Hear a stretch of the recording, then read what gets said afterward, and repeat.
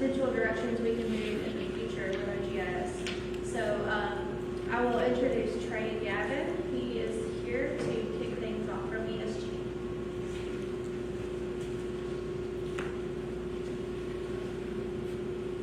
Good evening. Good evening. All right, check. All right, we're live.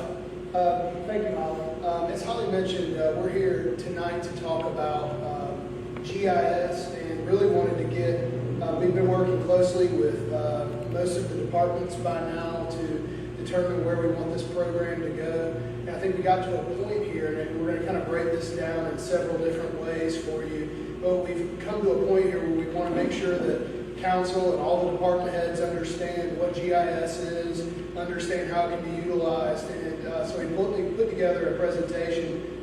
Kristen Corson is another engineer here to help me present. So I'm going to kick it off with, I guess looking halfway, distracting for me to look this way. Is that okay? So GIS is a simple way to store data on features with a geographic component. So that's the Webster's definition, but what I'll give you is more of a layman's definition. Is if you think of your Google Maps or something similar where we have a base map with roads shown and maybe it gives you directions, what we do with GIS is we add layer upon layer upon layer of more information on top of that base map that you might be accustomed to seeing. And with this, every single item that we drop, whether it's a pin, whether it's a, you don't hear me okay? Okay. Whether it's a pin, whether it's a line segment, whether it's a circle, whatever it is, a boundary line, we'll add all of these layers in, and every one of those entities can carry a lot of information, almost like a spreadsheet. So it's very, very powerful for storing data and for updating data and creating living maps. Now, we use it in all different ways, but just to give you some examples of what we're capable of doing is that all of your sewer pipes are on a layer, all of your water pipes, all of your fire hydrants, water meters, on and on and on, sidewalks. And so what we're going to give you a lot of pictures of what we do and what we've done for the city of Perry, and then we're also going to take you through what we're doing with other communities and hopefully facilitate a discussion, if not tonight, then in the future about how council and department heads and the IT department and whomever else, the public, may want to interact with this system that we're building. As we said, we've been the GIS consulting partner since June of 2019. And these are the three silos, if you will, or the three groupings that we feel like kind of walk you through the progression of a GIS system for most cities that we work for. First, you usually start using GIS as an internal tool. So these are different departments that say to us, hey, we'd like to see this kind of map. We'd like to interact with GIS this particular way. Next, we use GIS as an analytical tool, and we're going to dig into what that means and how we've utilized it in some of our other communities. And then finally, once you've got the internal tool completely built, and you've got the analytic tools, we're starting to see some development in that. Now it becomes the question of what would we like for the public? How would we like them to interact and consume what we've built, should you want to? And what does that look like? And what sorts of initiatives would mayor and council like to see as far as that goes? So this is Kristen Corson, and she's going to walk you through kind of how GIS has progressed from an internal tool for the city of Perry over the last several years.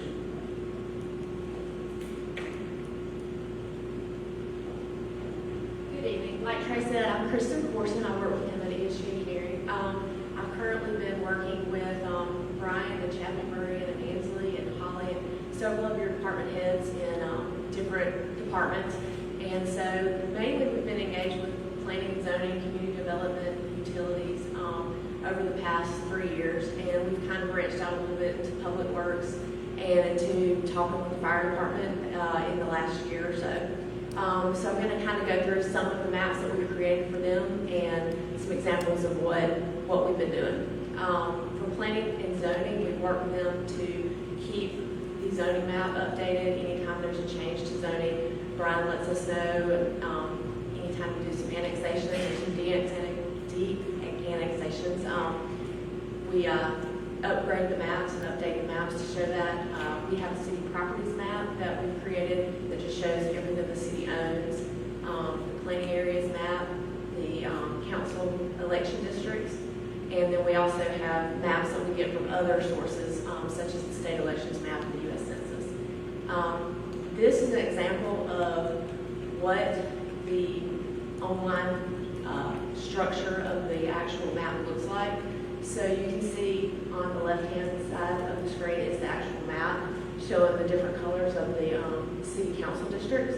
And then on the right side, there's a layer map that whoever's using it can click on and off the different layers to see if it's, you know,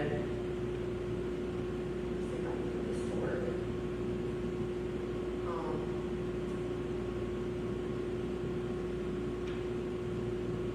So you can click on and off the layers to see, you know, whether you want to look at the Senate House districts or the City Council districts.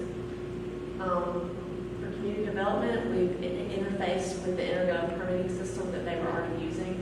And so any of our layers are behind the layers that they can see on InterGov. We've created a housing address layer that the city and Holly are currently working with to try to go and add, like say for a strip mall, a address with a suffix such as an A or a 102 for any kind of strip mall that exists. So it's not just one address for the whole thing. We've got a housing assessment layer that was put together several years ago by the Regional Commission that's being updated as well. And then other layers such as FEMA flood maps that come from different sources. On the utility side, this has been a big focus of the work over the last few years. Of course, we have the water, sewer, storm system maps, and the gas maps. And as things come online, as development occurs, we work with Chad and Brad Kavner to get as-built drawings and add the new infrastructure into the map. On the next slide, this is an example of one of those maps. This is actually the gas map. And you can see that the yellow lines are the actual gas lines. The yellow dots are meters. Sorry. And then you can see farm taps and regulator stations and other features. You'll see in red, there's also a layer that we've created for people who work in the gas department or the sewer department or the water department to be able to go in and add corrections to the map. So if they're out in the field and they're working, this is an example of a red line application correction that was done by the sewer crews. So you can see in the green was the original lines that were put in from the as-built. And right here in this area, you can see where the green used to come down and turn to go up the page. And when they were out there, they found that the line actually came down and went the other direction. So they corrected that and they highlighted that. So that's something that as they work through actual field events, they can correct the maps and we can update that stuff as they go. For public works, we've created a sewer easement mowing map and a street sign inventory map, and also done trash pickup routes and mappings. This is a example of the street sign inventory, and you can see the stop signs, the street signs, and if you zoom in on those things, you can click on the feature and see the information regarding that, and then there's also pictures associated with each of those features. For future use, other opportunities for the future, we could include code compliance, mapping, and cemeteries is another thing that we've done for other communities where we map the plots and what's available and where different people are put to rest. Leisure services, parks and recreation maps of where parks are and what's available, something good to have available for the public. Police heat maps as far as where calls come out on a weekly or monthly basis. And then also city council just to have access to the GIS system in general, to be able to look at all the different things that are available for the department heads. GIS as an analytical tool is, another way that we can use GIS features and information to be able to make decisions about where we want to move into the future. One example of that was the Kerry Pathways plan that Holly's been working on with regard to sidewalk extensions. And we've also done a housing success story map and smoke testing in the Perry Parkway lift station basin. And I'll tell you a little bit more about each of those. This first one is the Kerry Pathways Map that I think y'all are familiar with over the last month or so, approving that. But it's first step we did was to go through and we did basically a desktop analysis of where sidewalks existed already in the city, and those are mapped in black. And then the city helped us to determine where they wanted to look at expanding. And the lines in purple were ones that were already planned. They were either in the design mode or in the construction phase. And then the red and the blue are red's short-term potentials, and then the blue would be long-term goals to look at for future funding. The housing success story map is less of an analytical tool, more of a way to show the data and things that have been done. A story map is something that you can embed in a website per se, if you want to put it on the city's website, that people can come and look at, and it kind of tells the story of what the city's done over a period of time. So this was used for a presentation, but the story maps can be good for the presentation or for just individuals browsing the web that are interested in what the city's been doing. So this was the housing success story map, and there were, I think the regional commission did the housing assessment originally and identified these areas that were had a lot of blight or distress and failing homes, and you can see in the red and the orange the distressed home locations, and the red is the failing home locations. And so each of those areas was identified as places to make improvements. And so the story map kind of went through and talked about each year what the city did, the grants that they were able to obtain, and the homes they were able to improve. So this is just an example of one of the slides from that story map. In 2019, they rehabilitated 17 homes, and it kind of shows you exactly where those homes are. So it's a way to use the GIS data to tell a story. And that was one of the homes. We can also incorporate lots of photos that was improved during that time period. The smoke testing was another success that I would say occurred in the Perry Parkway lift station. They were having, this is a pump station for sewer, and they were getting a lot of flow that was coming from stormwater sources, not sewer sources. So they were trying to cut down on the run times of the pumps. They had seen a huge increase in the runtime of the pumps, and this area is off Gurr Road and outside of the Perry Parkway boundaries. And so it's experienced a lot of growth. Well, you can't have growth if all of your sewer capacity is taken up by stormwater. So they asked us to come in and do some smoke testing and try to identify manholes that were failing, laterals that were failing. And so this was the result of that effort. This is a portion of it. But you can see in green was areas that were leaks, but it was a light leak. Yellow was a more extreme, moderate leak, and red was a severe leak. So one of the first things you need to fix. And ESG operations on the water and sewer side has been doing a great job. They've done a lot of the repairs in this area, and for I think the last 2 months they have not experienced any high water alarms or had to use the bypass pump at this lift station. So it's been a successful project.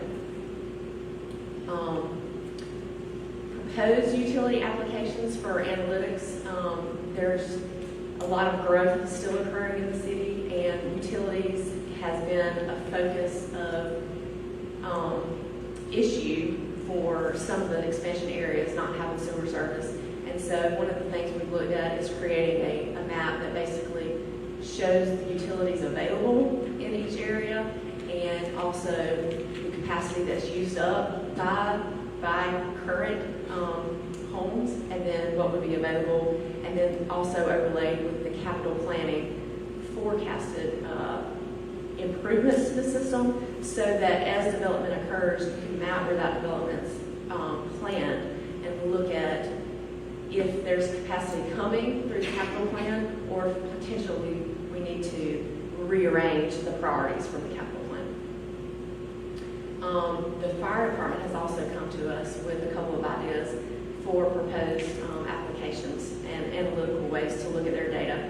And one of those is a heat map, which we'll show you an example of later on in the presentation, but it basically would geocode each of their incidents. So every time the fire department goes out to a home, they collect information on that. They have that in a database. So we would just physically put that on the map and be able to tell where the number of incidences are high or low in the city.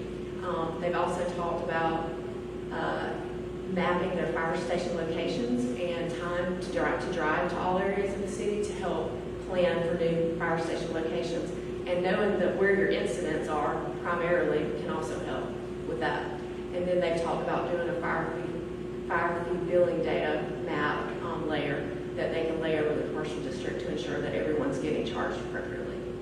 And with that, I'm going to hand it back over to Trey to talk about things that we've done in other cities that are just, ideas to spark your interest, because with this program you can do so many things. So I'll turn it back over to you. So the city of Vidalia, they have a couple of different problems. Dirty water complaints from a lot of their citizenry, and also they have a lot of leaks in their water system. So in this case, you can see that we plotted using work order systems, which integrates directly with GIS. In this case, we plotted dirty water complaints with the red dots that you see on the map. We then create a heat map, which is something that Kristen talked about. The heat map just is a density map. Shows it's very hard to take papers where you have work orders called in and get a real feel for where these work orders are occurring. It might be on a roadway, you might even know an address, but until you can plot everything at one time, it's very hard to visualize. So in this case, not only are we able to plot it using GIS, but we can also create a gradient density map to help visualize it. Here we were looking for a correlation between dirty water. We were wondering, does it correlate with pipe age? Is it possibly pipe material? Is it proximity to dead ends? And in this case, we did not find a very strong correlation. So the decision was made because we couldn't find correlation with these different data points. We decided, well, then the strategy should be just a system-wide flushing program to minimize dirty water complaints. In this case, we just implemented this 2 months ago. We've gone from 40 to 50 complaints a month down to 3 per month, which has been a good success. And it's an example of how the data can be used.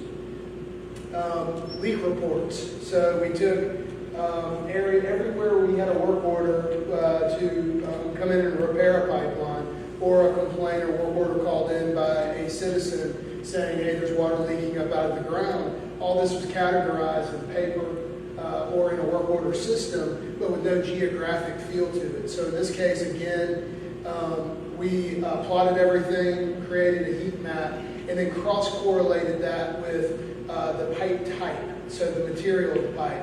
And in this case, and a lot of this is intuitive for engineers, but in this case, we did find the correlation between small, off-name galvanized pipelines and the number of leaks that are occurring on those pipelines. So while engineers will come in and tell you you need to replace all your galvanized pipelines, to me it's a lot easier if everyone can see the map and understand how that data correlates together to make sure that you're making the best possible decision of how to spend your money.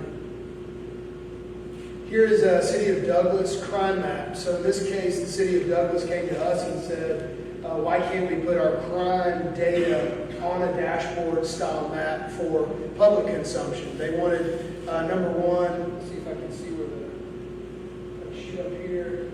Let me just describe it. So we have a lot of different data on this. As you can see, there's a map in the upper right-hand corner that shows the type of crime that was committed and the placement of that geographically. We've zoomed in quite a bit here. They wanted it divided into quadrants, which is where their police department codes theft and different criminal activity. We then got a pie chart on the bottom right.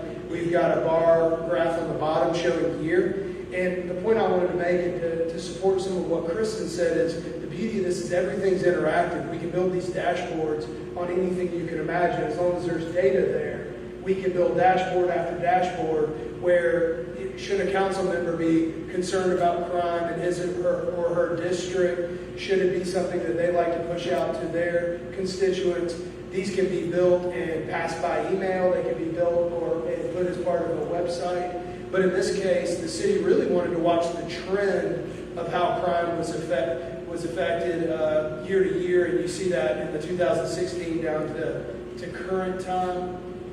This just shows just how much data we're looking at, multiple years, many different types of crime, all plotted on top of each other. We can sort by crime, we can sort by year, we can sort by district. And then this shows something interesting. They really wanted to see, could we create a heat map that would take the density of crime over year and plot that against the density of street lights within those areas.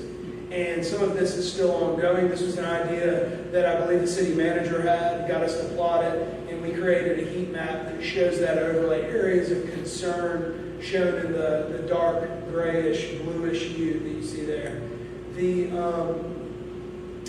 They've also wanted to look at correlation between, they had a belief that maybe most of the density of their crime was on the main thoroughfares crossing through town. Like maybe it was people traveling that were stopping and committing crimes. We could not find correlation there. Some of this is ongoing.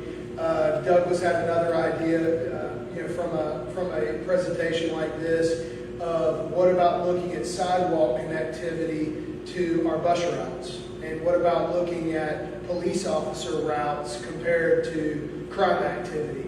All of these are ideas that if someone wants to look at it, it's a few clicks to be able to generate that type of cross-correlation and export heat maps and whatever you would like to be able to dig deeper into some of these questions.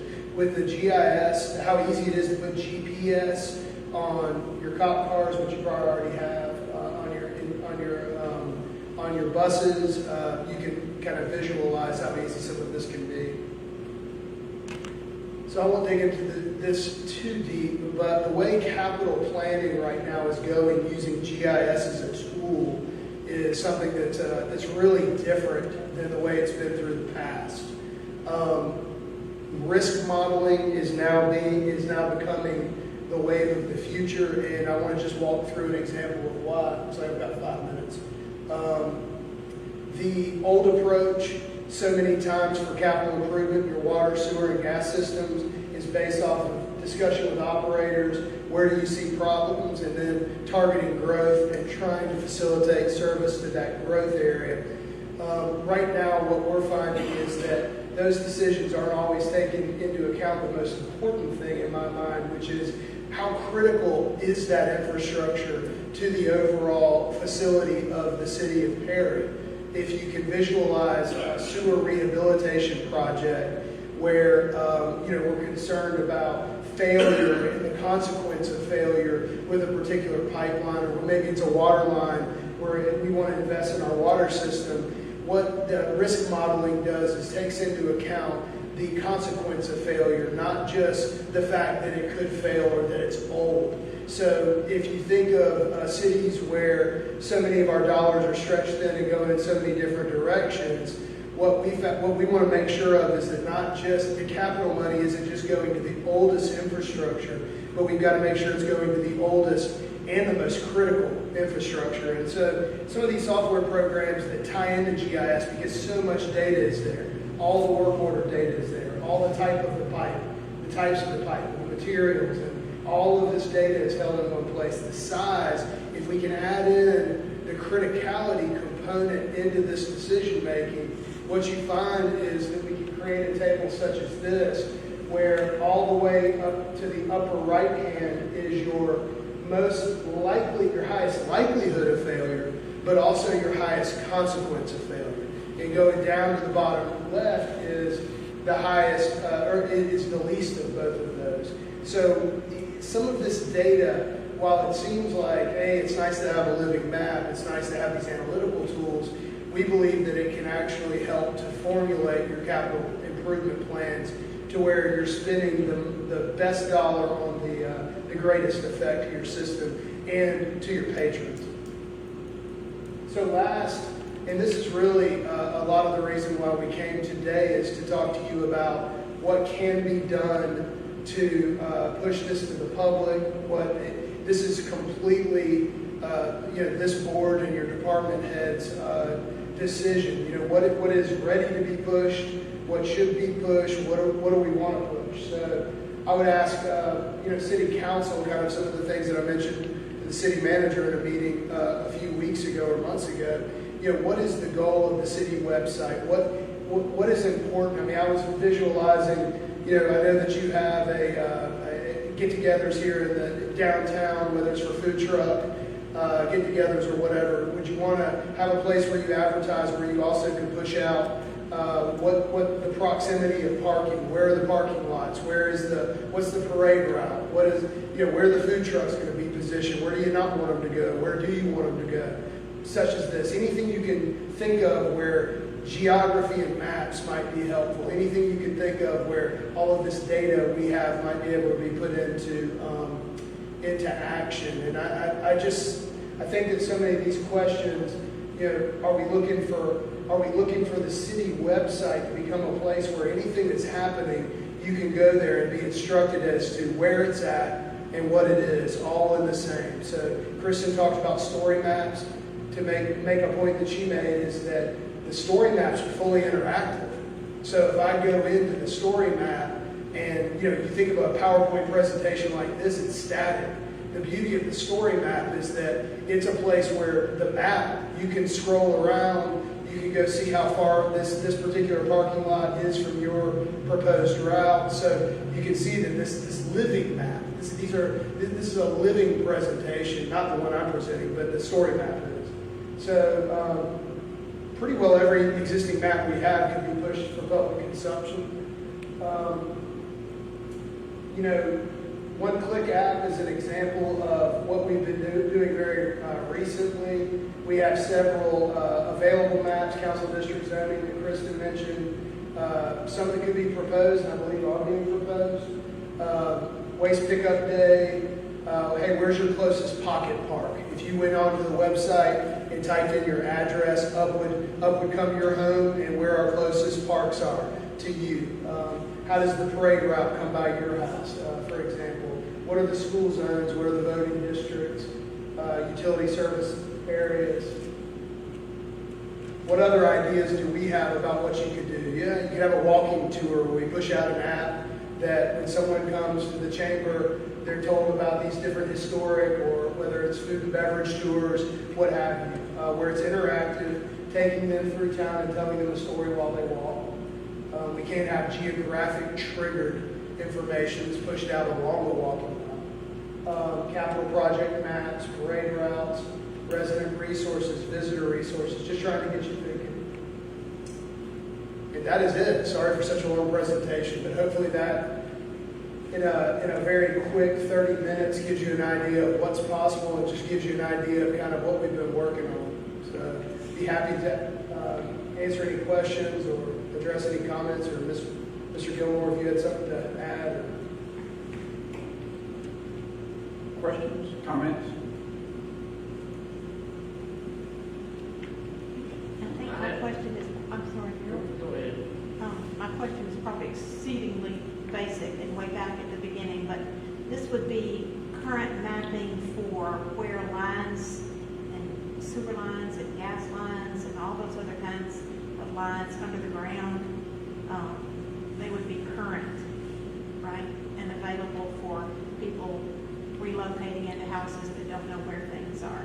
Yes, ma'am. Yeah, that's been a big part of the effort, is trying to get all of the old as-built and all of the old maps that were still left in paper form, and get all of those digitized into your updated map. So it's a day-to-day item, but I think we're up to speed on all of the developments that have happened. Got all of those, all of that information entered. And what Kristen was hitting on is now this is a living map. So many of our communities have the 2 or 3 people that have been there forever that know where everything is. And what GIS does, and then they're retiring. So what GIS does is give y'all a living map where you don't need that person who's retiring anymore to say, well, we put the water line in right here. Now we've got that representation. And the Red Line app gives all of your operators the ability to go out and mark up in the field. They dig it up. It sits 5 feet over this way, and it's a 12-inch. It's not an 8-inch. So all that is marked up, automatically sends us an email to make the adjustment within GIS. And at some point, you would hope that you would have people in the field be able to make the change, but right now we're kind of doing that ourselves just as people get used to working with this. So it is an extremely strong tool in the field for all of your operations staff, because they can pull up in real time as they're standing there what pipes are in their area. And that's very, very much easier than using a paper map, as you can imagine. Plus, the paper maps are constantly being torn up or lost. So now we have something that's going to live along with your systems. Ms. Peterson, this would not include the water lines and sewer lines that are on an individual residential property. It's going to be the water mains and sewer mains that are in the street up to the meter, but not on the individual residential properties. We probably have some information, because they're larger lines, on some of the commercial properties. But if your question was on the individual properties where those are, this would not include that information. At least not for now. That would be something that would cost a lot of money to gather that information.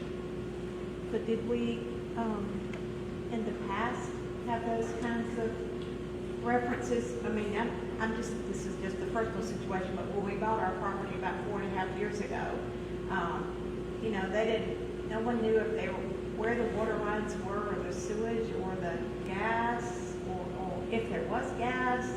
So I was wondering if this system would help prevent that kind of consternation for the next people. Yeah, I think that type of information on the individual properties is not available, and so it wouldn't be mapped. It's probably something that could be available, but it would take a lot of time and effort to locate those and then to map them. But that's not the type of thing that we were, at least right now, that we're thinking is a priority.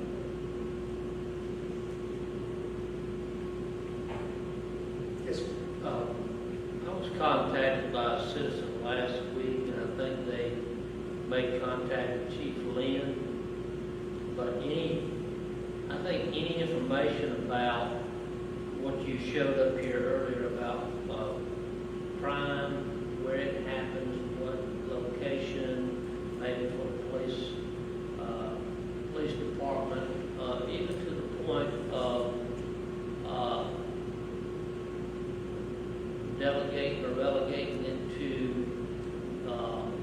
this particular citizen wanted to know the crime, where the crimes were happening and what zones, like R1, R2 zone, PUD zones. And so I don't know if that's possible, but it could help Chief Lynn when he has open records request,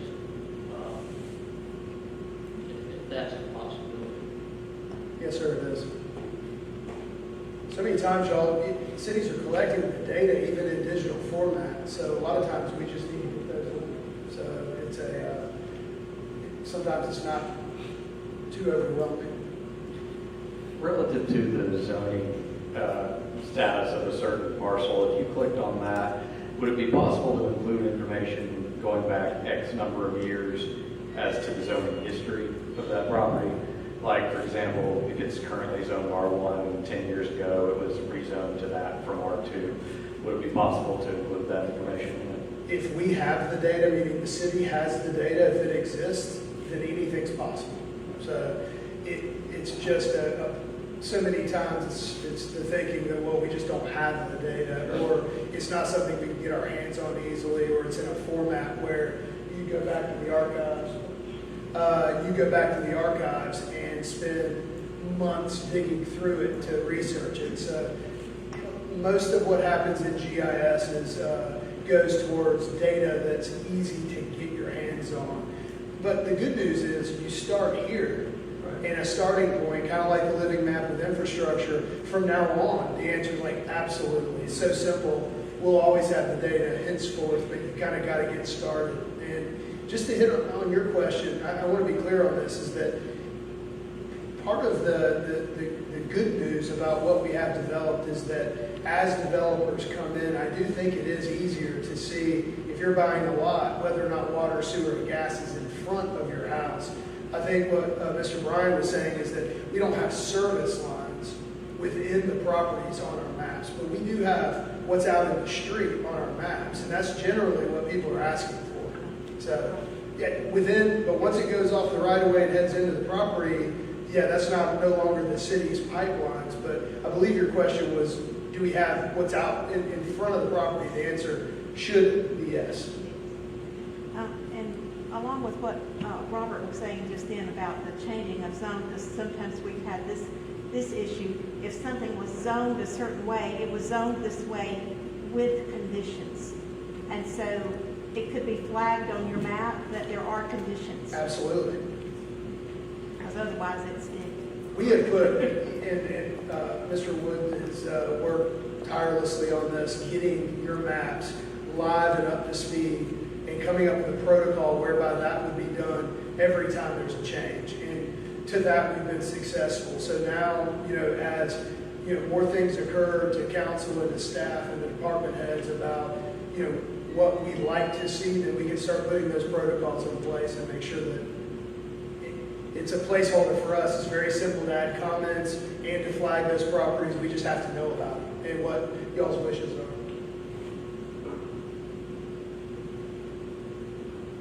Questions?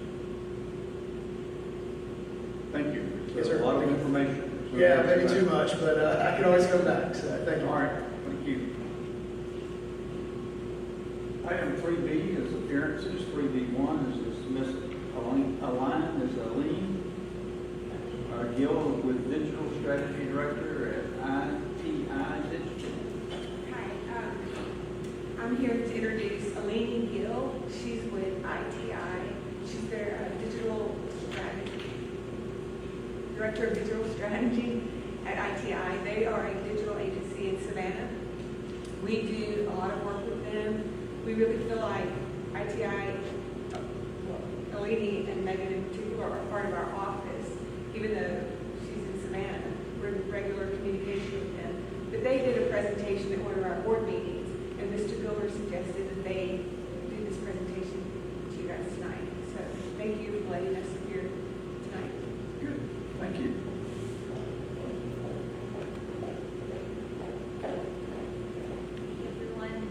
Thank you so much for having me, Mr. Learman.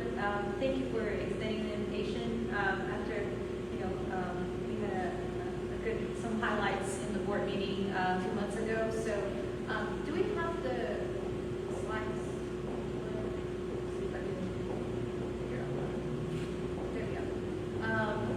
We just wanted to bring some updates from the tourism office, and we've been working with Visit Perry for 4 consecutive years now, promoting tourism and making sure that tourism is a power of economic development for your city through different things, through events, through promoting the local businesses, and making sure that people know of Perry, Georgia, and can choose to vacation here and to spend time and spend money here. So we brought just a few insights.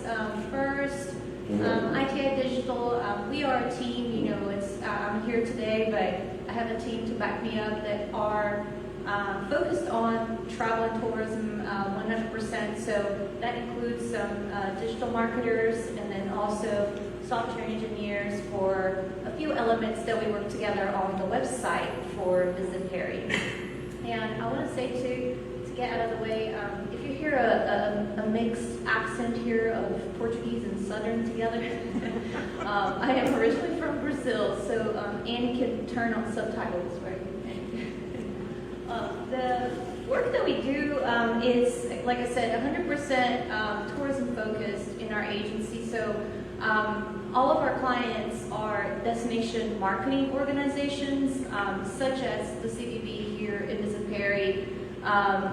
These are some of the other Georgia tourism offices that we have the pleasure to work with right now, and we work with other destinations across the country, over 40 of them about this year. Whoa.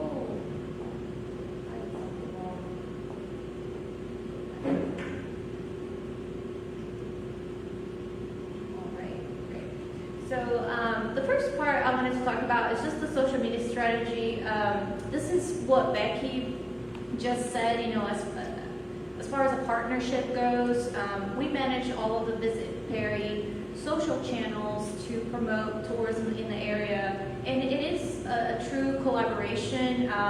We have a monthly strategy call to decide what we want to promote, what is important for the season, what kind of events can we promote, right? What kind of events can we partner to promote with the city, with the chamber, and that is in a circle there on the slide because it is a true kind of monthly process that we go through to create content. So we create unique content for all of the channels, writing the copy, selecting the images, and also sharing what visitors are already posting, you know, in the area. So sharing the experience there. All the content goes for approval, so you know, really want to emphasize this, that we work with Allison and Becky to, you know, make sure we're promoting relevant content, that it resonates with the rest of the marketing goals that they have, and it's not a silo, you know, for social media only. This is an example of what we're working on right now. I know it's a little small there, but on the left where the spreadsheet kind of is screenshot there, it is our content calendar for 2022. We have all of the themes for all the months through December, outlined with ideas of what we want to promote, you know, promoting local businesses or promoting a particular theme. In the month of March, we're highlighting Women's History Month, you know, Women's International Day. And we chose that to tie to local businesses that are female-owned businesses and just bring a different highlight, you know, to those locations. And it's something, again, that, you know, Becky and I in our brainstorming sessions came up there with some different ways, right, to highlight the key assets that you have here in the city. In April, we'll be pushing the Sip and Stroll again. If you haven't done that yet, get your passport to go through the locations for a downtown Sip and Stroll, and then a few others through the year that we'll keep sharing, and you can follow, you know, the pages.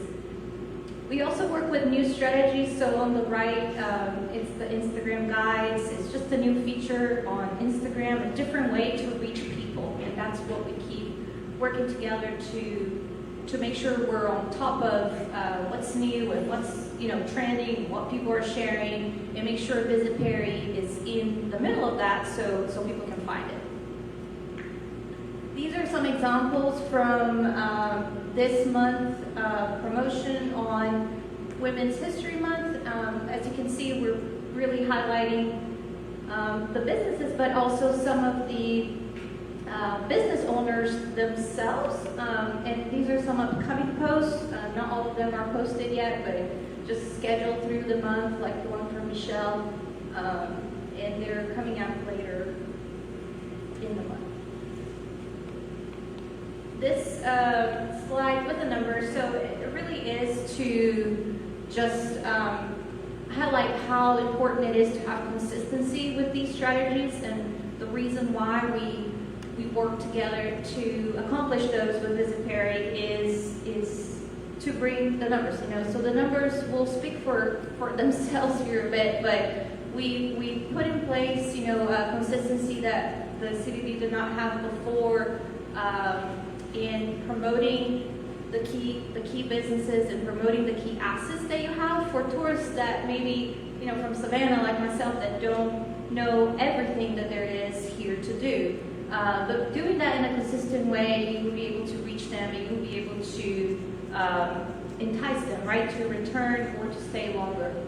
Those are just from the past years that we've been working together. Last fiscal year, we had great numbers, great growth on followership to the social media channels, and then also engagement on them. And then the blue box is where we are right now. So we have a great track there to make another great year in brand awareness. This website highlights the second part of what we work together with Perry is managing the website. So Visit perry.ga.gov was developed by ITI, and all the content and all the images were worked together with Visit Perry a couple of years ago already. Now, we constantly make upgrades and we constantly make changes. We follow the content calendar to keep fresh and promoting, what's happening now. And part of that is the two pictures that I have on this slide. So on the left, there's the events calendar. If you haven't checked yet, the visitperry.com/events page, it's where it is a true community calendar.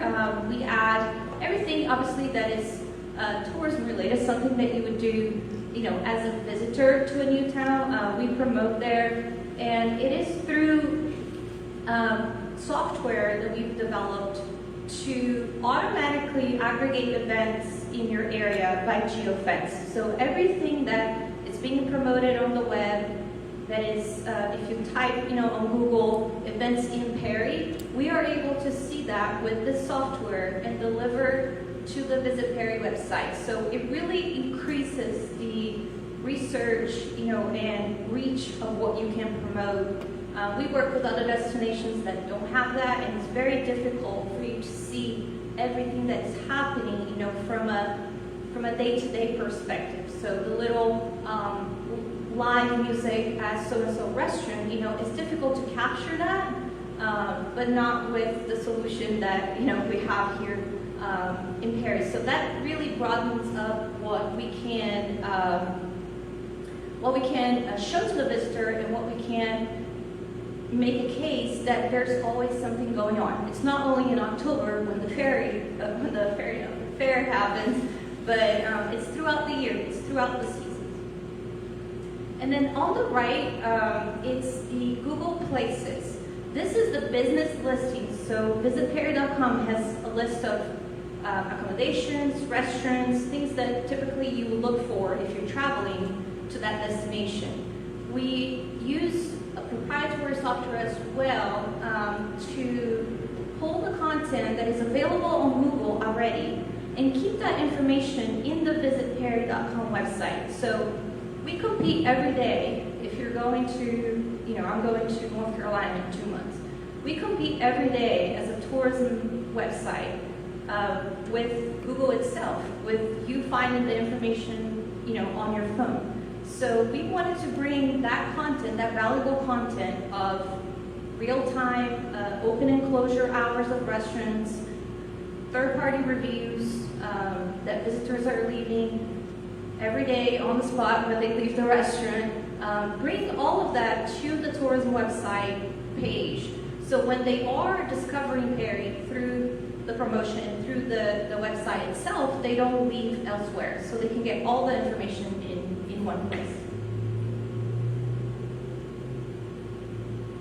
And we had also, again, this fiscal year, which is July through date, some great website growth, some great results. We're about 200% more than last year in website traffic. Just some great numbers. It is still a local kind of audience. I would say, a 2-3 hour drive is the geographical audience that we see from visitors coming to the site. And that is normal, is what we're seeing with a lot of other destinations. It is the drive market that is picking up. We'll see now how it goes with spring and the gas prices and all that. But it is still a drive audience. And then on the very far right with the colorful bars, it's an age group. So we continuously monitor this to see if that demographic is changing and if we have to adjust messaging. But right now we see it continues to be millennials. It continues to be the 35 to 45-ish, that older millennial group that comes to the site and comes to visit Perry, really, that connects with the content. So it is an important travel group. It is a travel group of the future. So we'll continue to tailor the message to engage that group of people and continue to give them ideas of what to do. So that was a lot in very few minutes. So if you have questions, please let me know. Questions? Thank you for taking the time. It's very interesting data that you guys have. Thanks so much for having me. I appreciate it. Thank you.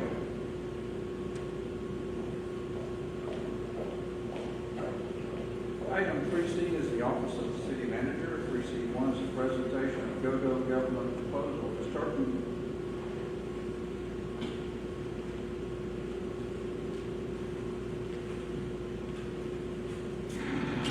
Thank you, Mayor and Council. Tonight I have a presentation to you on a proposal for a pop-up project that the City of Perry Special Events Department would like to see approved to take place. And basically this concept came up as a part of a conversation about how to reach different demographics, different neighborhoods in Perry that maybe either may not be aware of everything that's going on, or maybe honestly might not even be aware of the fact that they are a part of the City of Perry. So really local outreach, but in a very specific and focused manner. So with that being said, what is the Gogogo pop-up project? Basically, if you think about the Perry City Hall, our staffed hours are typically 8 to 5. I know every department varies a little bit, but that also overlaps with most people's 9 to 5.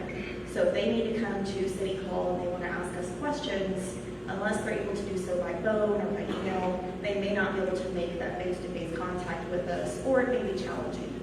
So the concept of this is to take city information and actually go out into our local parks, our local community parks, our pocket parks, and invite those neighborhoods to come and visit us on maybe a Saturday or a Sunday afternoon, and bring the information that they are trying to get right to, not necessarily their doorstep, but at least to their neighborhood. So what would this look like?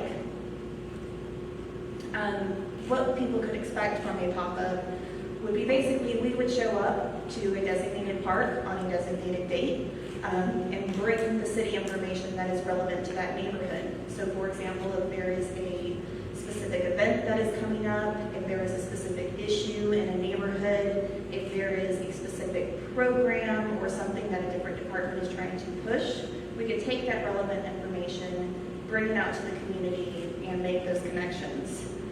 Also, this would give us an opportunity to use investments that we've made for other reasons and give them more of a purpose. So for example, the special events ban, which again I'm very grateful for, but we could load that up with our table, our tent, and whatnot, and actually go out into the different parks and utilize that more frequently. We've also purchased some games and activities and things like that for some of our events like Perry Presents, Open Streets.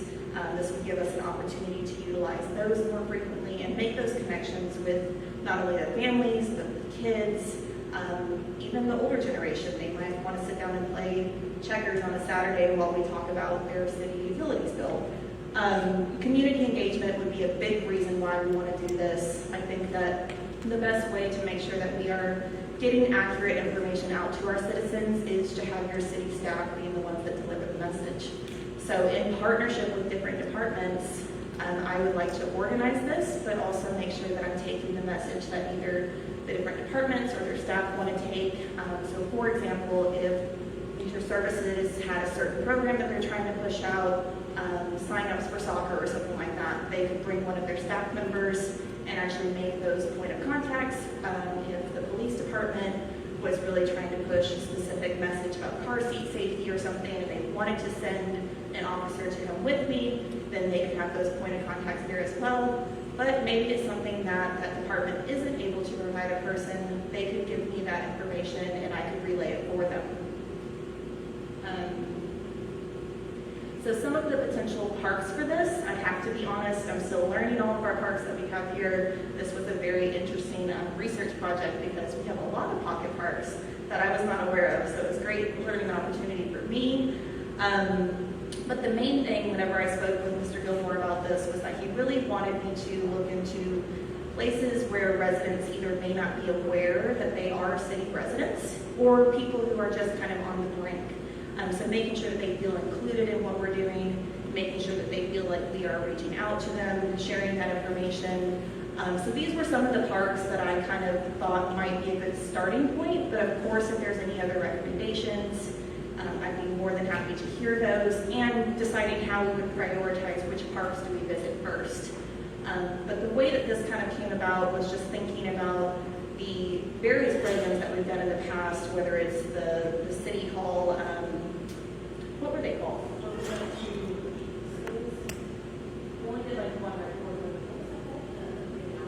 The open houses that we had right before COVID, where we would meet with the community and invite them to come and ask questions and whatnot.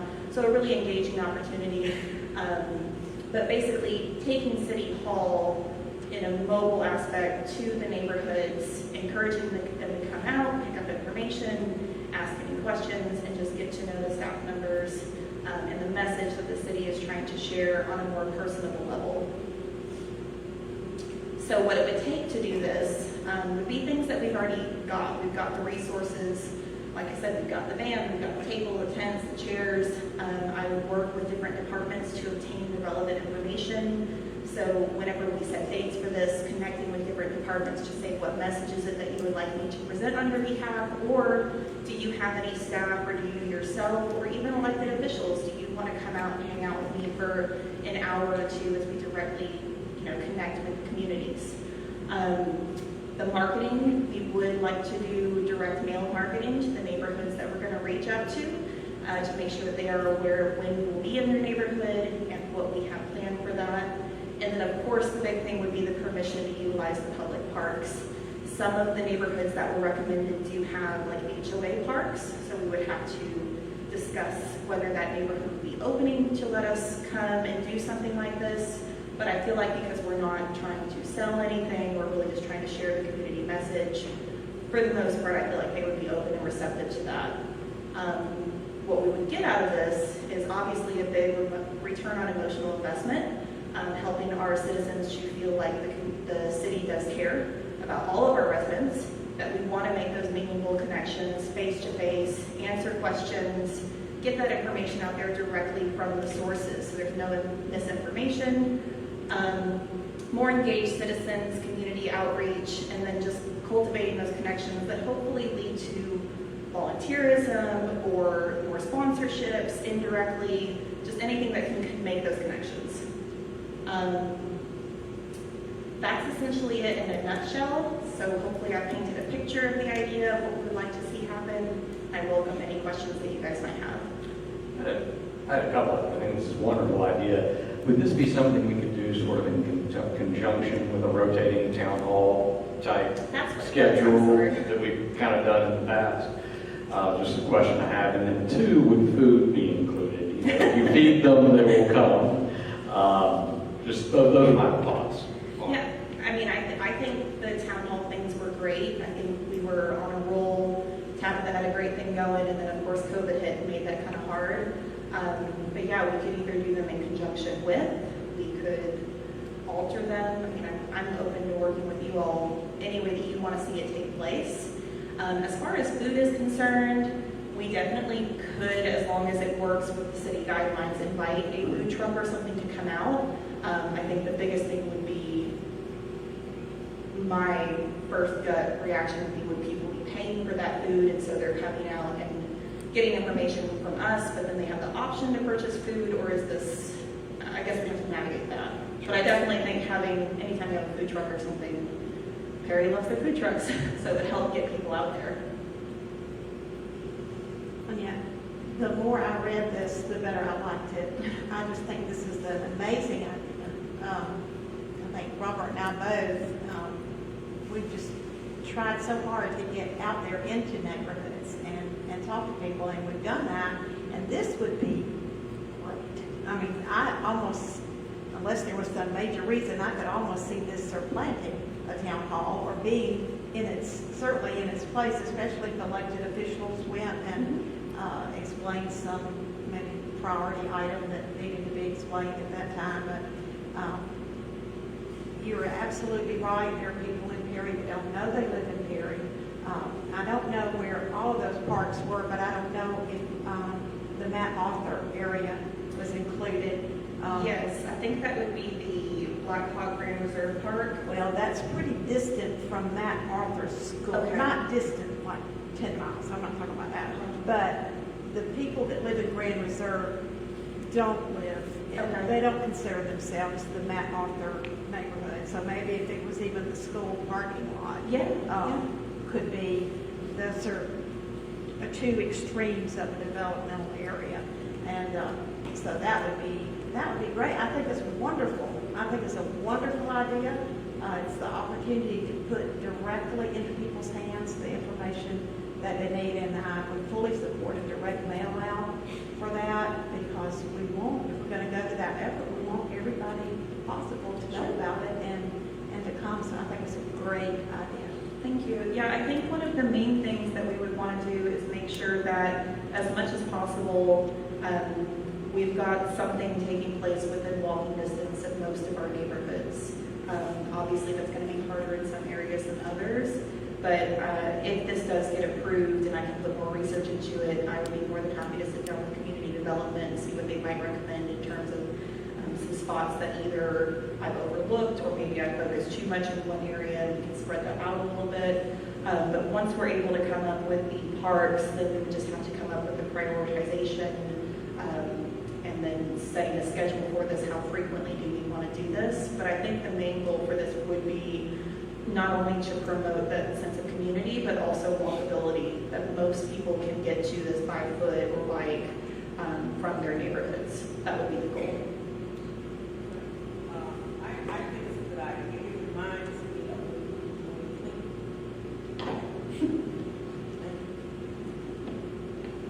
I think it's a good idea, but I have deja vu because it reminds me of when we did cleanups in the neighborhoods and we used the parks for that particular thing. And so I think it worked then for the cleanups, and I think this will be even greater for doing this and disseminate information. And I think if it is approved, I think we need to start in the areas where they have no idea where they live. Because I was talking to a lady today and I was telling her that was Perry. And she said she heard it, but she didn't know a lot about it. She lived in the Catalina area. So I think we need to start with those areas first, because they have no idea. Some people have no idea. And like I say, it worked well with the cleanup by being in the parks, because some of the people did actually come out, but we did also have food. Okay. And I don't know whether that was one of the deciding factors that made them come, but it couldn't hurt. Sure. Mr. Gilmore, does the administration have any thoughts relative to? Well, after hearing council, I think it's an outstanding idea. No, I think it's a very good, positive type of thing to do. As long as you all concur with us to proceed, I think part of it's going to evolve as we go on to see what is a success in a neighborhood or overall a program. Going back to Councilmember Jones' point, there may be some type of things we have there relative to what you present in the town hall, but this type of structure doesn't really lend itself that well. much more of a deal about where, for example, like when the elected officials, you kind of get out and you have kind of a one-on-one with whoever's there in the community. And they'll come up, they'll hit you for whatever. You see what I mean? We do like a feedback forum and all that type of stuff. Compared to a large PowerPoint screen going up that shows where water and sewer lines are and those type of things. But if council concurs, then we'll proceed along the lines that Ms. Turpin has talked about and start getting a schedule and a layout of what we're going to wind up doing.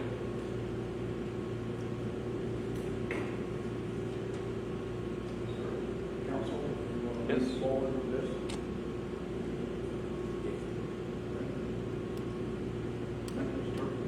Thank you. While I'm up here, I did want to talk to you quickly about two other things. First and foremostly, community development has stepped up because obviously they have another meeting to be at, but we are working in partnership with community development, most specifically Holly, to put together the community health and housing fair. You do have a brochure in front of you for that. This is an evolution of the health fair that we hosted last year at Heritage Oaks Park, which was a success for the community. We are excited to see it growing. It's going to be now encompassing not only health professionals from the Houston County area, but also housing professionals.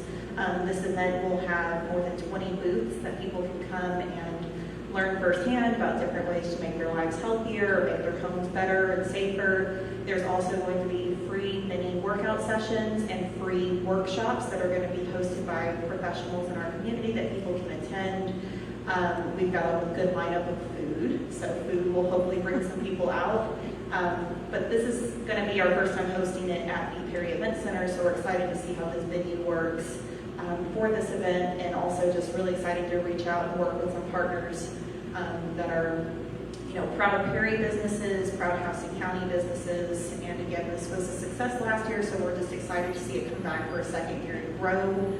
If you have any questions about that event, or if you want any extra flyers to take to friends, family, coworkers, etc., please let us know.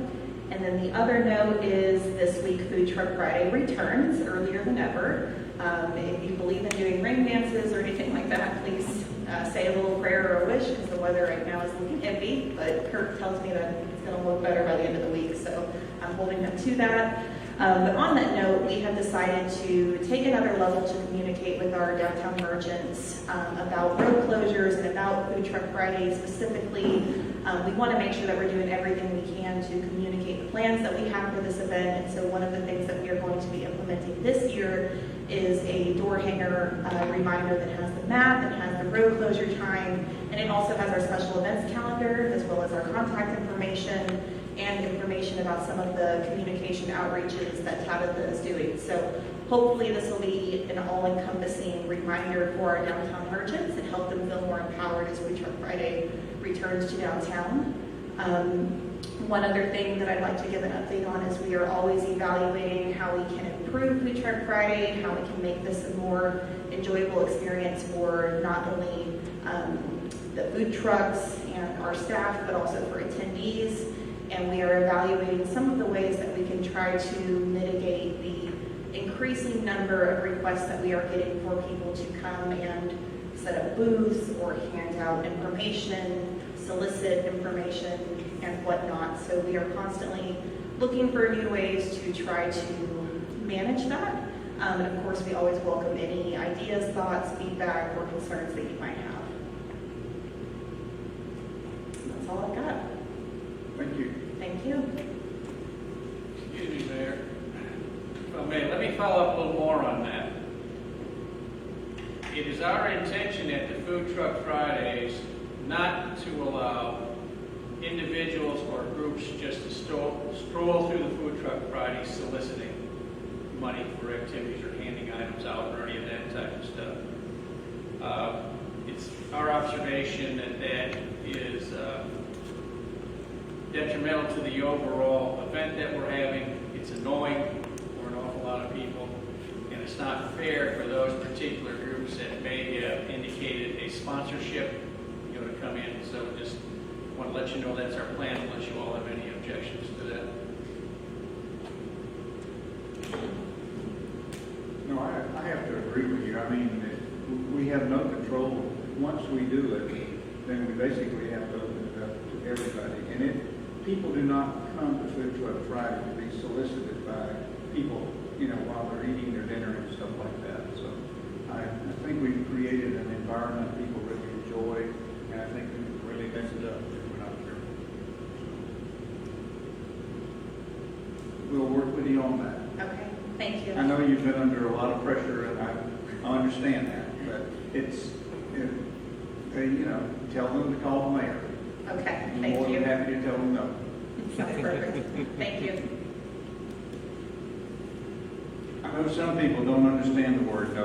I didn't understand where she didn't know the N or the O. That's very true. I think we got the message across. Thank you. 3C2 is a presentation of the City of Perry's housing survey. Mrs. Martin. Good evening, Mayor and Council. You guys ready to talk about housing? This won't be too long. And we did a survey last month where we conducted a survey for our realtors, the residential ones, to determine what are the housing needs in Perry, what are developers looking for. And the reason we did that is because I received a phone call from a development company out of Toronto. They also have a Florida operations called Plato Developments.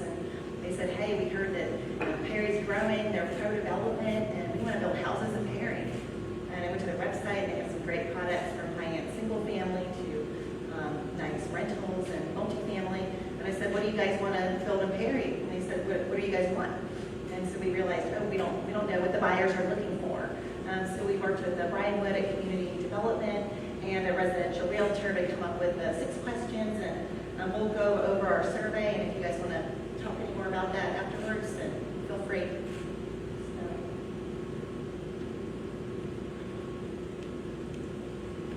So first question was, what types of housing are buyers seeking? And overwhelmingly, it was single-family residential. The other 2 were townhomes and condos, and only 1 person clicked on each of those. But however, we also don't have that product. All we have right now is single-family residential. So there was some notes that said, if townhomes or if condos were an option, then I think there would be a market for that for our younger couples and for our seniors as well. So it was identified here on the comments section that they think there's a need and a market for that. And then we asked location, like where in Perry do people want to be? The top response was anywhere in this great city of Perry. And then the next one was the largest near Kings Chapel Elementary. That's the hot spot. Kings Chapel Elementary is where they want to be. And then lastly was near downtown. So anything near downtown, and then the others were kind of just across the board. South, near Bays, 5 to 10 minutes from Bays, off I-75, etc. We asked about pricing. And this was so interesting for me. The number ones were 100 to 185 and under 200,000. But that product doesn't exist in Perry, especially if you look at new construction. There was a recent article in the Wall Street Journal, and WMAZ had a story over the weekend that kind of mirrored that about how young couples and first-time home buyers, they can't buy a house for 150 to 200,000 anymore. Our starter homes here we're seeing from 238 to 300,000 for new construction. And when other buyers have more cash to put in above asking price, more people are going to rent because they just can't get into a house right now. So that's just interesting that, yes, people want to get into that $150,000 to $200,000 home, but it doesn't exist. Not in Perry and for new construction. And I don't know if it does anywhere in the U.S. unless you're looking at tiny houses, and I believe we have ordinances related to those. The top 3 asks of buyers. This was really interesting. The number 1 request was acreage, and the notes on that was 0.4 to 0.5 acre lots. So they wanted larger lots, not cookie cutter homes, not the quarter or 5th acre lots that we're seeing.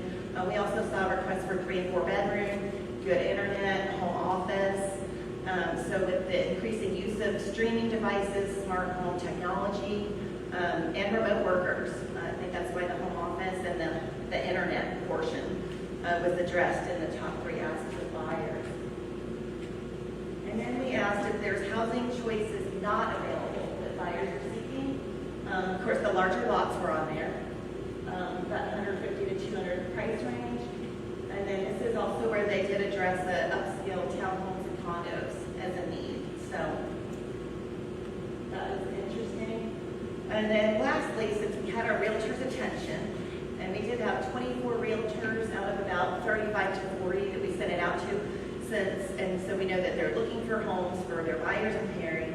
And we said, let's ask the rental question. You know, if they're not able to find a house, what are you hearing on the rental market side? And so the overwhelmingly response was a need for a single-family rental neighborhood because of the housing crisis or shortage that we're seeing. More people are opting to rent for a lifestyle choice based on research that we read. There is a single-family rental neighborhood that's high-end that's under construction with Warner Robins. And I asked a couple realtors if that would serve the Perry market. Would that fill that need? And they said, no, there's a need for this in Perry, in their opinion. So, and also affordable housing. The affordable housing came up quite a bit in comments. Some of the realtors said that, you know, singles, young couples, and seniors, they want to rent something that's in the $1,000 to $1,200 price range. And then we also saw comments about, you know, stuff that's $800 or less, like people are looking for that. So statewide, it's important to note that 59% of Georgia residents are homeowners, only 59%. And when you look at multifamily in Perry, we have about 1,700 units. So we have, you know, lots of apartment complexes, but about 1,700 units. And that's, you know, our towns, well, no townhomes, but, you know, the apartments that we have on Houston Lake Road and Macon Road, et cetera. And if there's 2 people in each one, then we have about 16% of our residents that live in multifamily. So that's just, those are just some data and facts to keep in mind as this board sees other approvals for townhomes and, you know, multifamilies, et cetera, as we continue to grow. And just lastly, we had a gentleman, Dr. Jihad Gazim, that met with you, Mr. Mayor, and city administration a few months ago, and he requested, he's an economist and a professor, and retired, he just works adjunct now, and he'd approached you and said he wanted to work on economics and volunteer for the city of Perry. So we were able to meet with him, and he was able to help us with some of the data and the PowerPoint to get the graphs based on the data we had. So I did want to give a shout out to him and appreciate his help. And we also did present, I couldn't be there, I had a prior commitment, but Holly, our community planner, did present this information to the housing team on Thursday. Do you guys have any questions about that? Questions relative to that? Actually, I was wondering that the high-end rentals that in the housing development in Warner Robins, you described it as high-end. What are those houses renting for? Well, they're currently under construction, and I believe they're going to be 3-bedroom homes. I'll have to find the article that WMAZ had. It's really good. I mean, they're nice. They look like it's a subdivision for rentals, but I think it's up to 2,800 is what they're going to be on the high end, and I think the lowest would be 1,800. But don't quote me on that. I'll find that article and email it to you as well. Thanks. Things I've been reading is most of the single families are running 2,500 to 3,000 a month on a rental basis. They're not an inexpensive option for people at all.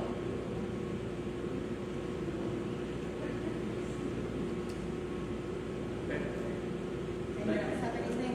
Okay.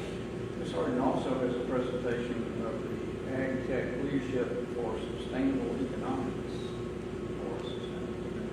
Thank you. So last month I had the opportunity to attend the International Economic Development Council Leadership Summit, and they invited me to be a panelist on ag tech leadership for sustainable economies. So we had a couple people on our panel, and then last minute, the day before, a couple fell off and couldn't attend due to conflicts. So me and the energy guy were the two that presented. And so I talked about Middle Georgia and pecans and peaches, and learned a lot about ag tech that I'll share with you guys tonight.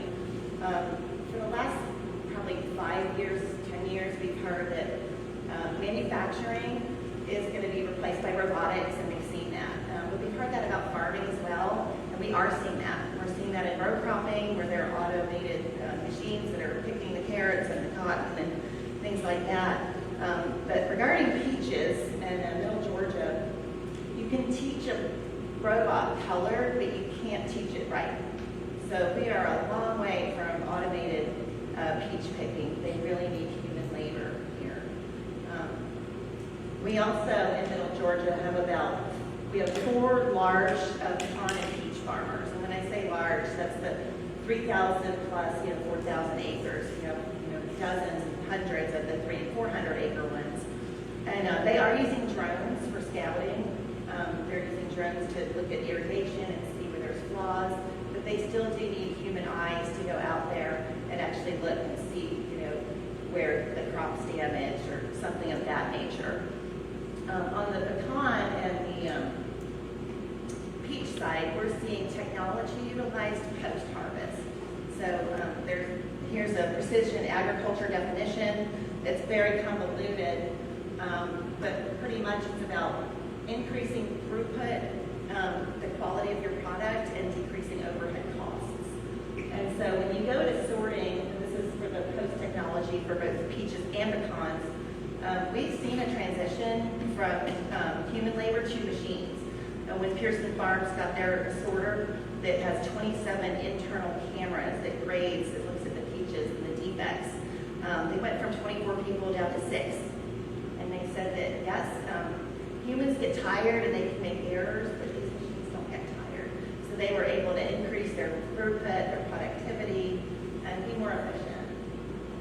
So we're not going to watch these videos, but you guys on your own, the pecan sorting one and the peach sorting one are pretty interesting. They're kind of commercials for those companies too that sell the product, but we could show one of those. This right here, the screen is one of the interfaces on a tablet that these sorting machines have. So Pearson Farm has 9 tablets that are running consecutively with their 3 sorting machines, and these machines are not inexpensive. So it's got 27 cameras, 9 tablets, and then lastly we're seeing technology, and I don't have a picture of it yet, but distribution. So Kroger is our largest buyer of Middle Georgia peaches. I'm not sure if you all knew that, but Kroger's the largest buyer. So whatever Kroger wants, they have to provide. Okay, Kroger, you get out. And just like over the years, you bought apples in 2-pound or 5-pound bags, already packaged, ready to go. Just this year, Kroger said we want 2-pound bags of peaches ready to go. Well, they just had to get a new machine to do the 2-pound bags of peaches because they were using human labor, which was not cost efficient to measure out each bag, and you can't cut off a part of a peach to make it 2 pounds. So that machine is huge for them to be able to be more efficient and not use human labor for that. And they're still using humans to zip them up. But I bet within a year or 2, they'll have a machine do that as well. And so this year, when it's peach season and you go to Kroger, just think about that technology that you don't even realize. I never think about that when I'm buying my bag of apples, but a machine probably weighed all those and made it exactly 2 pounds. So when the customer wants that, and that's their largest buyer, then they'll get that technology and they will utilize that. So, and then the last thing that we talked about, and it was a different setting than this, so we had about 56 people in attendance at our session. About half were virtual and the rest were in person, and it opened it up for a really great discussion. One of the guys from Hawaii, that poor thing, they're a tourism place from Hilo, Hawaii.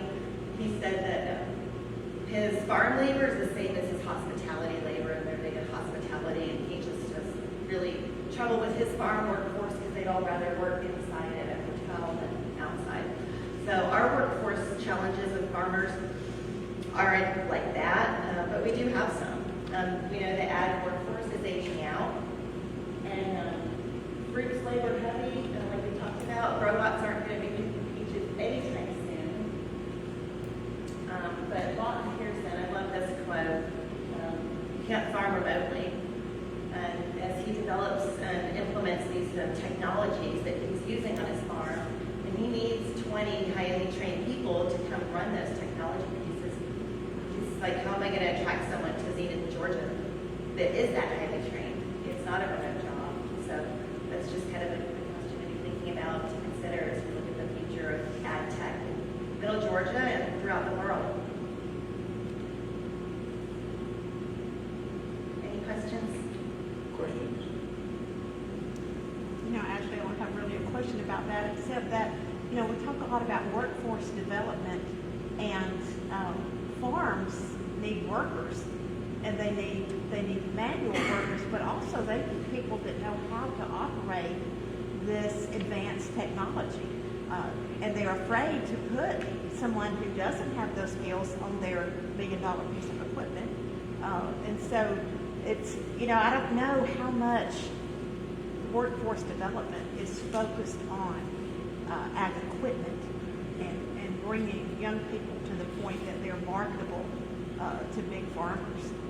Because it's, I mean, you know, for manual labor, they're having to bring in people from Mexico and other places. And you talk about going through the labor department and what all you have to go through to bring those people. It's just incredible, but they're desperately needed because they don't have the workforce. They are, you're right, and that's the reason we get our positions. They have to have that workforce, and they really appreciate it. Yeah. Thank you. Thank you. Item 3C4 is property tax charge appeal. Mr. Gilmore? You just skip that one, petitioner's not here. I'm sorry? Skip that one, Okay. petitioner's not here. We'll skip that one. Item 3C5 is to consider contracting with local community action agencies to provide qualifying utility customers with assistance. Mr. Worthing? Thank you, Mayor. Mayor and Council, before you tonight to gauge your preference in participating in the Low-Income Household Water Assistance Program, or LEWAP, as the state tells me they refer to it. So the first question is, what is LEWAP? It's a program which assists households that meet certain income requirements, pay their water and wastewater bills. Kind of background information on it. It's fully funded via federal appropriation and ARPA funds, so no money from the city would go into this program. The state administers it through the Department of Human Services via contracts with community action agencies. The city carries community action agencies, Middle Georgia CAA. The assistance that it provides is really kind of broken down into two categories.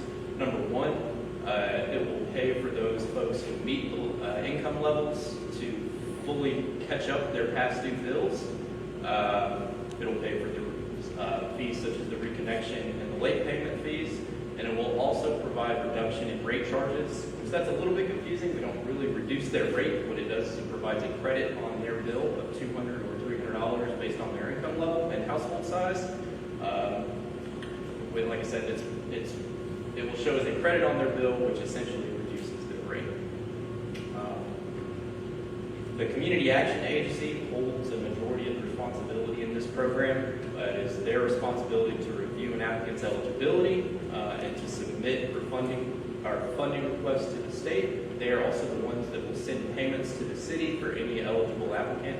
As you can see on the screen, here's a chart that shows what the income levels are for a participant to get either the $300 or the $200 benefit. This is just for informational purposes. The city will have nothing to do with determining if they meet this level. And finally, the city of Perry's responsibility. I'd like to point out that there's very little responsibility for the city here. First thing we have to do is sign and submit the household water supplier agreement to the state. So it will be an agreement between the City of Perry and the Department of Human Services. That agreement says, from the city's perspective, basically three things. Number one, that we would apply any payment received within 10 business days. In general, we apply payments on the day that we receive them, so this would not be a large burden on staff. Number two is that we would track any LEWAP payment and where it was applied to, so that we can tell that to the state if they ever ask. Well, our payment system in Code 9 already does that as well. And finally, we need to be prepared to report payments to the state if they request it.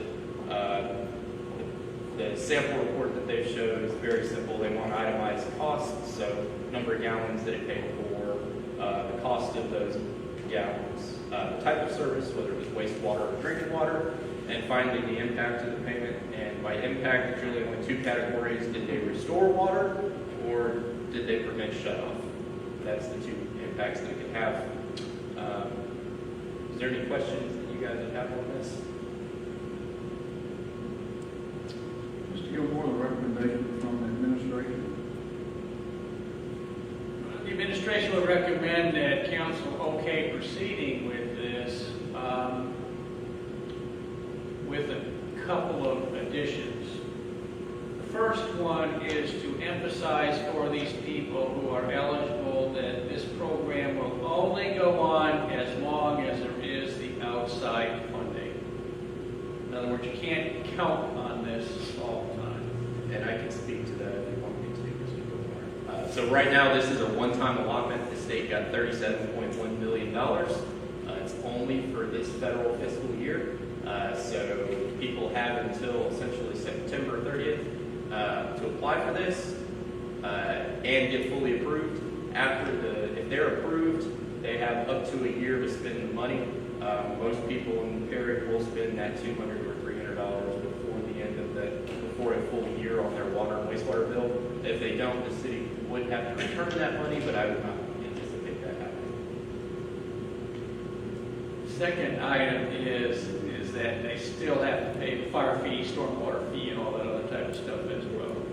This is not a write-off, for the bill. So with those two, though, Mitchell answered the first one pretty much. With those caveats, I'm recommending the council that she authorizes to proceed with the agreement.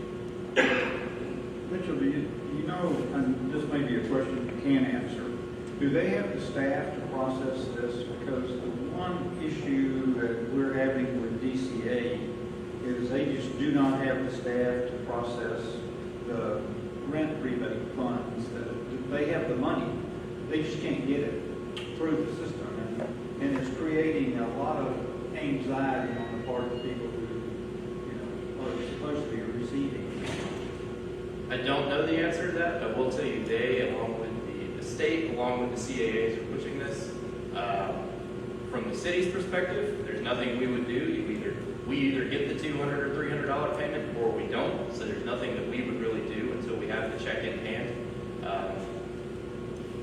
And how I envision this would work would be, if we know someone is behind on their bill, it's just another resource that we can send them to. Currently we have some resources that during volunteer outreach, some churches and all that. If someone's behind, we refer them to them. This would just be another bullet point on the list of resources for you to go try and get payment, or for you to go try and get some resources to help pay the bill.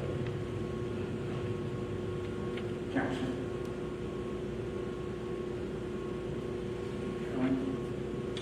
I would add that the action we would need, and I know we can't take action tonight, would be approval from council to sign the household water supply agreement, but that would be pending review from the city attorney. We'll just carry that forward. You've got consensus with the council to move forward as you develop this and bring it back for a vote. Thank you. Thank you. Item 3C6 is three-laning of Burr Road to the community facilities plan. Mr. Gilmore? Thank you, Mayor. Mayor and Council may remember at your last meeting, one of the items that was talked about was the three-laning of Burr Road.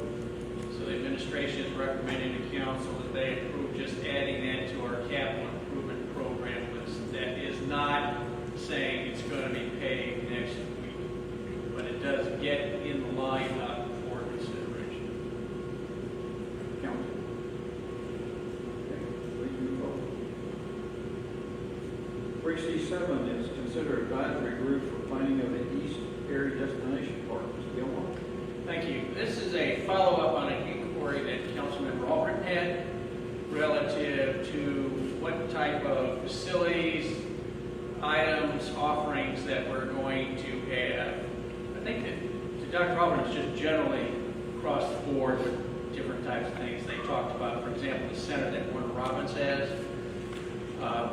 But it got me thinking we need to start doing some of that type of planning for our new destination park over on the east side of the city. excuse me, so my recommendation to council, if you're agreeable with that, would be that we would go through a process and set up an advisory group, contact all the residents who currently live out there and ask them, get some type of feedback, what is it you'd be interested in having, in a particular facility, to give us some idea and help us with the planning for that part. Just to clarify, I received an email from a citizen who commented, that our current gym at Rosa Park was kind of outdated, and apparently they had been to the new facility in Warner Robins. So I just forwarded that email to Mr. Gilmore and Mr. Smith. I consider it gospel when I get any emails or anything from any of you all. So. But like I said, it did prompt me, to think this is something we need to start thinking and planning for. So that's the administration's recommendation to you all. So council, do you want Ms. Gilmore to move forward with putting an advisory group together to look at that and come back to a recommendation? I just hope he comes back with more than $20 million. I think that's what Warner Robins has in there. Got that much when you build a sports complex. I think we have a competing interest here. All right, Ms. Gilmore, you can move forward. 3D is the Office of the City Attorney. 3D1 is a discussion relative to participation in the National Opioid Settlement. Ms. Newman. Thank you, Mayor. Mayor and Council, we received correspondence from the Attorney General's office, as well as any other city in the state of Georgia with a population of 10,000 or more for consideration to participate in 2 proposed settlements that are resolving claims against the nation's 3 largest opioid distributors, Amerisource, Bergen, Cardinal Health, and McKesson, as well as the manufacturer Janssen Pharmaceuticals and its parent company Johnson & Johnson for their roles in the opioid epidemic. So the state of Georgia has already joined in the settlements, and cities and counties that join in participating in the settlements will help bring more money to Georgia, which will help communities and families with resources for substance use prevention, harm reduction, treatment, and recovery. So we have until March 31st to sign on for actual participation in the settlements. To participate in the settlements, we would have to agree to sign the distributor settlement, the Janssen settlement, and then we would also agree to a State of Georgia Memorandum of Understanding. The settlements themselves propose for the State of Georgia to receive up to $517 million from the distributor settlement and $118 million from the Janssen settlement. So that will be paid over a period of 18 years for the distributors and 9 years for Janssen. The state itself would receive 75% of that. It would be put into a state-administered trust fund, and then 25% of the settlement funds would be allocated amongst the participating local governments who are eligible to receive settlement funds.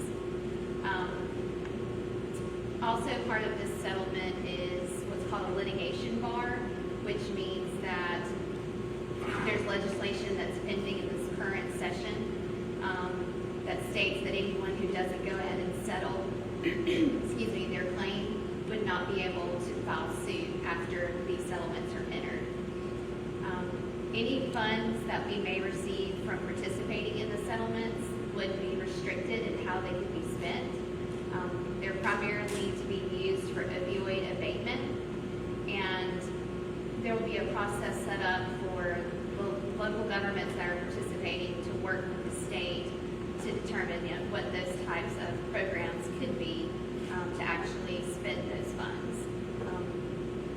In the exhibits to the settlements, there are proposed strategies that go over like medication-assisted treatment, different approved uses for like supporting different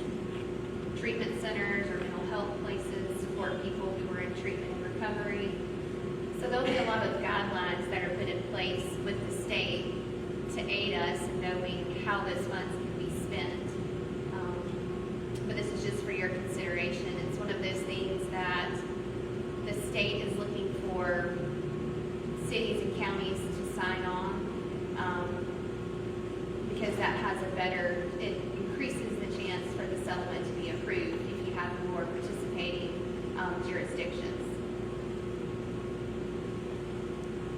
I'll be happy to answer any questions that I can.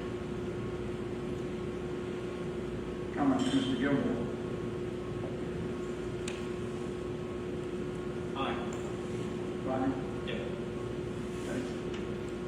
Council, do you have any reservations with approving this and moving forward? There's no guarantee of us getting anything at all. But, submit it with the state and see what returns we do get over the next 18 years. Would you move forward with putting the information together for approval? Yes, sir. And so, if agreeable, tomorrow night, I would just ask that we approve entering into the memorandum of understanding with the state of Georgia about how those funds are allocated and approving participation in settlement of the two settlements with the distributors and with Janssen, and to authorize the mayor to execute those settlement documents. Yeah, we will carry that forward to tomorrow night. Yes, sir. Thank Thank you. you for bringing it forward. Item 4, council member items. Ms. Pine, please. Never forget. Mr. Pine. Mr. Hughes. Mr. Jones. Mr. Gilmore. Mr. Smith. Ms. Doobie, anything additional? No, sir. Nothing further. 5 will be department head. Ms. King, anything for us this evening? Ms. Worthington, anything else? Chief? Yes, sir. One thing, Mayor and Council. We participated in a planning meeting today for an upcoming event that's going to come through Perry. If you're familiar with BRAG, the Bike Ride Across Georgia, on June 6th and departing on June 7th, we're going to have approximately 1,300 bikers, a different kind of biker than we had with our last event, where we had a lot of bikers. These are all self-propelled bikers that do a ride annually from the western border to the eastern border of Georgia. This year they're coming through Perry. On pre-registration numbers, they're looking at about 1,300 riders, and they'll start hitting Perry about 11 o'clock on the 6th, 11 a.m., and it will leave en masse the next morning. And of course, the role of the police department is to make sure we get them in before we out, since there'll be a large group leaving, get them out safe. But there'll also be 1,300 additional people in town eating and buying stuff and doing all kinds of things. So just want to make sure that was on y'all's radar and let you know that we met with the group today for planning purposes. Well, thank you for the update. Keep coming. Mr. Swan? Ms. Pitzer? Ms. Warren, anything for us today? Ms. Clark? Yes, sir. Think everybody else going home? Is there anything else to come before us this evening before we adjourn? If not, I'll entertain a motion to adjourn our meeting until tomorrow afternoon at 5 o'clock. So moved.